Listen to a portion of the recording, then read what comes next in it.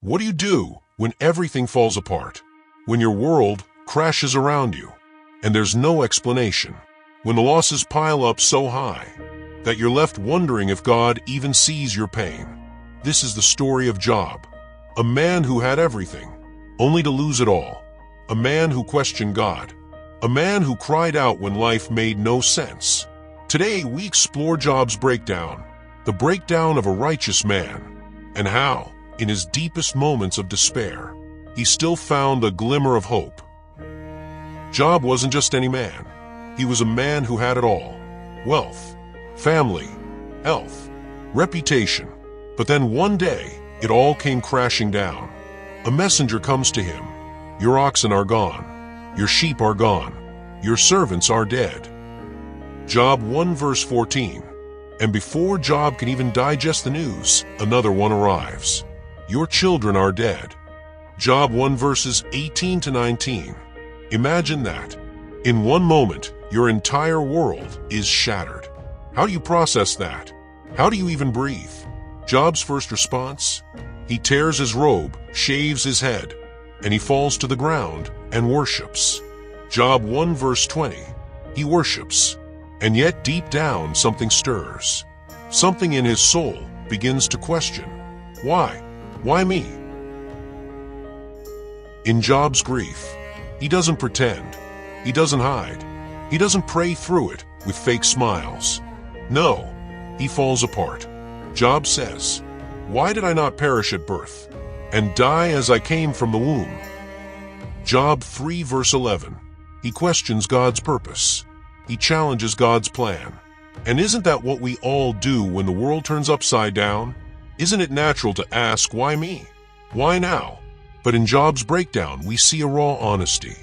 A man who, in his deepest agony, refuses to hide his feelings from God. He doesn't cover up. He doesn't sugarcoat his emotions. He is real. Have you ever felt like Job? Like life just doesn't make sense, and you're left holding pieces you can't put back together? Take a moment and share your thoughts in the comments. How do you cope when life feels unbearable? You're not alone in this. And then, Job's friends arrive. They sit with him for 7 days in silence. Job 2 verse 13. They don't say a word, just sit, and in their silence, they offer the most profound thing they can: presence. But when they do speak, the advice they give, it's not what Job needs. They accuse him of sin, of wrongdoing. They suggest that his suffering is God's punishment for some hidden sin. Job 4 verses 7 to 8. And here's the truth.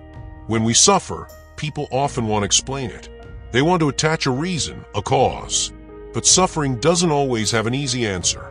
Sometimes it just doesn't make sense. And Job's friends? They didn't understand. They didn't see the whole picture. And that in itself hurt Job even more. In Job 3 verse 23, Job cries out, "Why is life given to a man whose way is hidden, whom God has hedged in?" Job feels trapped. He feels like God is playing a game with him. He doesn't understand why his righteous life is being torn apart. And the more he questions, the more he spirals. His friends try to convince him that he's guilty. But Job knows his innocence. And in his breakdown, he begins to question the very justice of God. Is it fair? Is this the life God has for the righteous? And that is the power of Job's story. It's not just about enduring pain.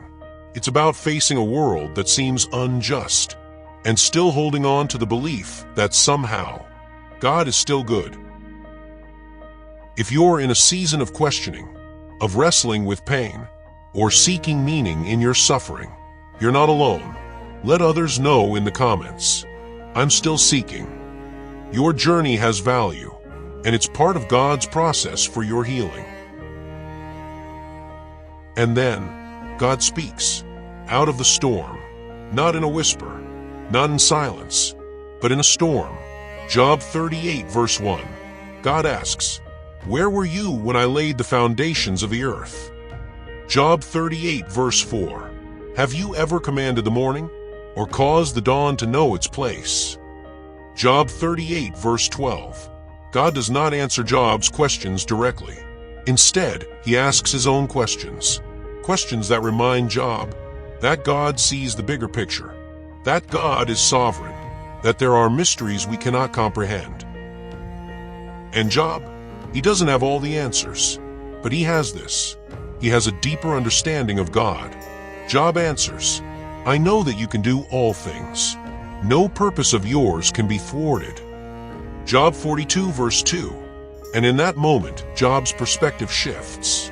He sees that God is not the source of his suffering, but that God is with him, even in his suffering. Job's story isn't about understanding everything. It's about trusting through the uncertainty. It's about asking questions, but also trusting God to answer in his time. If you're in the middle of a season that makes no sense, keep seeking, keep wrestling. God is with you in the storm, even when you can't hear him. Don't forget to share this with someone who might need hope today. This is Bible therapy, and healing is holy.